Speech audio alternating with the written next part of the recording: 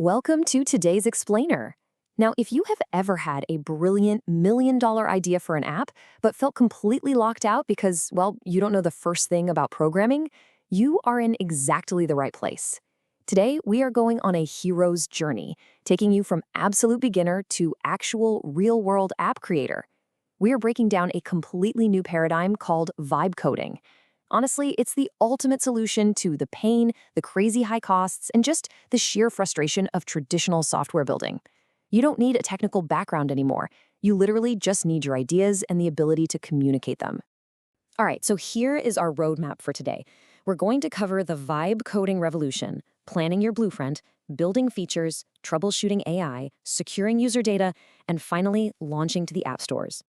Starting with section 1, the vibe coding revolution. So what exactly is this? Well, this revolution is a massive shift where you aren't writing code at all. You're guiding an AI. But listen, there's a really common misconception right now that vibe coding is just asking ChatGPT to build you an app. It's absolutely not. Think of it like this. If you ask ChatGPT to build an app, it hands you code snippets. It basically just gives you a bag of raw ingredients. You still have to go home, figure out how to set up a server, wire up a database, and handle all the hosting yourself. Vibe coding platforms, on the other hand, like Base44, which we'll be using as our main example today, they actually cook the meal for you. You just describe the app, and the platform generates it, designs it, hooks up a database, and hosts the whole thing end to end. And this mindset shift is brilliantly captured by Andrej Karpathy. He's one of the world's top AI researchers, and he actually coined the term vibe coding back in early 2025. He said, just see things, say things, run things, copy-paste things until the software does what you want.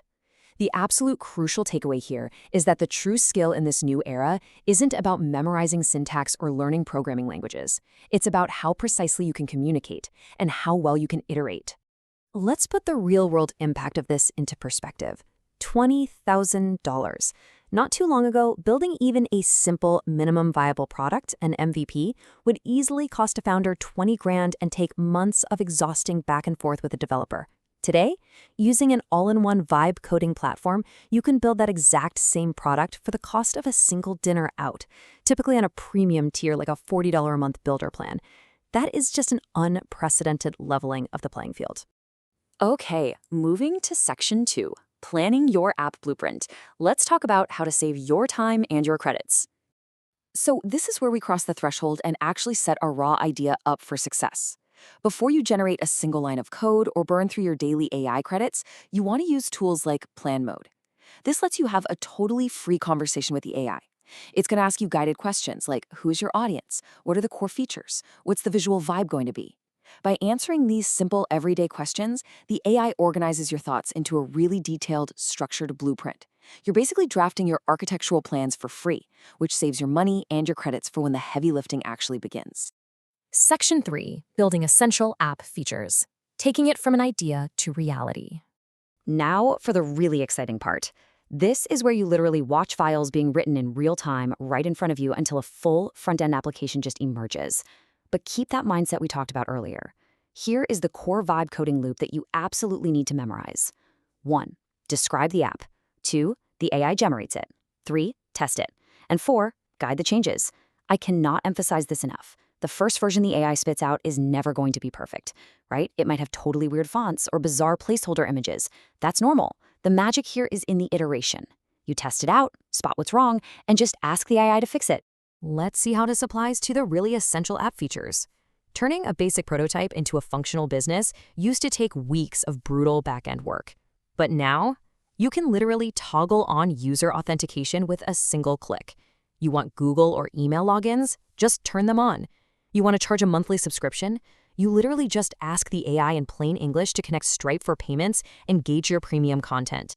The really crucial concept to wrap your head around is this. You are no longer building from scratch. You simply integrate third-party services. With one prompt, literally one sentence saying, hey, connect Stripe so we can charge customers a monthly subscription, the AI wires up the entire backend, creates a slick checkout page, and sets up a test environment. It connects your app to massive, secure tools that already exist and lets them handle all the heavy lifting of security and payment processing. Moving right along to section 4, troubleshooting AI with frameworks. Because yes, you will need to fix errors. Look, it's not all sunshine and rainbows. You are inevitably going to face some errors.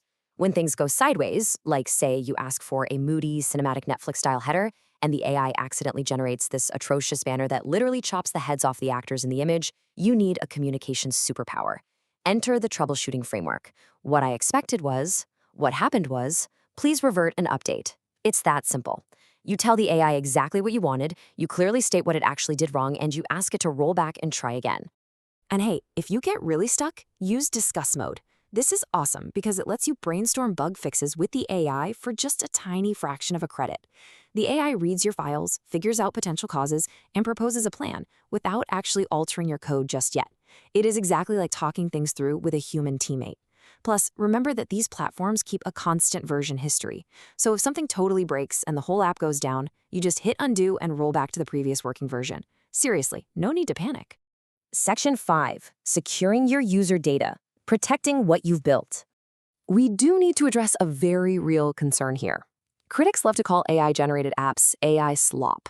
To protect your users and prove those critics wrong, you absolutely must understand row-level security. I know, it sounds super intimidating, but it's really just a fundamental measure ensuring that a logged-in user can only see their own personal information and nobody else's. The beauty of vibe coding is that you don't need to write the complex back-end wiring to make this happen. You just use plain English. Tell the AI what access levels users should have, like make sure free users and admin users see different data, and the platform handles the rest of the shebang. To really empower you, we've distilled this down to a simple security audit checklist so you can build smart. Number 1, ensure row-level security is active for all user data. Number 2, never, ever paste sensitive API keys directly into the AI chat prompt. Just don't do it. And number 3, always run the platform's built-in security audit feature right before you go live. If you follow these 3 simple steps, you'll prevent catastrophic data leaks right out of the gate. Finally, Section 6, launching to app stores. Time to share it with the world. This is it, the final stage of our journey. Leaving the demo phase behind is incredibly thrilling. Unlike traditional local coding, where your app is just stubbornly stuck living on your laptop, vibe coding platforms let you claim a custom domain like yourappname.com and publish it live to the open internet with literally just 4 clicks. Within minutes, anyone on Earth can pull out their phone, type in your URL, and actually use the product you just brought to life. But what if you want to be in the actual native mobile app stores? Well, you can do that too. Platforms like Base44 can package your exact web app into a format that the mobile stores accept, without you needing to learn native mobile languages like Swift or Kotlin. Now, submitting to the Apple App Store will cost you $99 a year and involves a longer, much stricter review process. Meanwhile, the Google Play Store is just a $25 one-time fee and is generally a lot faster to get through. But either way, the exact same app you built on your laptop is now sitting right there in someone's pocket.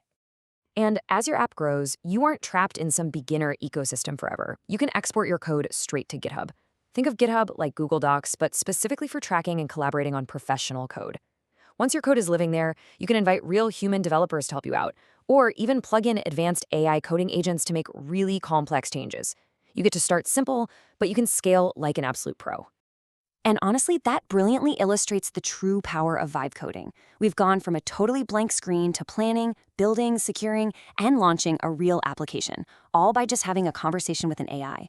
You've got the roadmap now. That massive technical barrier to entry, it has completely vanished. So the only question left to answer is a pretty simple one. What will you vibe code today?